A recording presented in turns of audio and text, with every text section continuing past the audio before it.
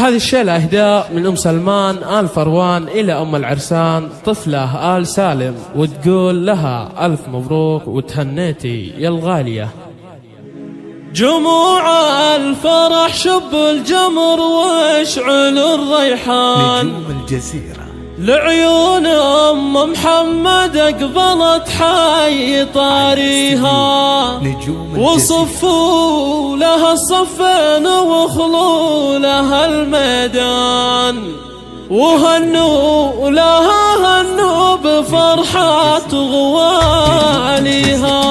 جموع الفرح شب الجمر واشعل الريحان، لعيون أم محمد أقبلت حي طاريها، وصفوا لها الصفين وخلوا لها الميدان، وهنوا لها هنوا بفرحة غواليها. هلا وارحبي يا بنت قوم عزاز الشان، هلا بالكاف الحرة الأصيلة بمباديها، هلا وافرحي هاليوم بعيالك العرسان، محمد ومهدي وافرحي يا معاليها، وعيالك كروم الطيب والجود والإحسان، محمد ومهدي فرحتك افرحي فيها، يا بنت الفخر والعز والطيب والعرفان، يا تاج الوصوف النادرة في معانيها، يا طفلة يا تاج الزين يا نجمة الأكوان، يا بنت الشيوخ اللي بعيدها قاويها، يا شمس الحافل ضوي وخلي الفرح يزدان، وشوش وتغني عن البيوت وقوى فيها، يا طفلة نهني لك ونهدي لك الألحان، تبارك لك بالورد والطيب نهنيها، سهلين الطيب يا وردة البستان، ويا شيخة بزن محدن يضاهيها، ومبروك لك مبروك بالورد والريحان، ومبروك لك مبروك أول وتاليها، عسى الله يبارك لك مدى العمر والزمان، حياتك عسى يجعل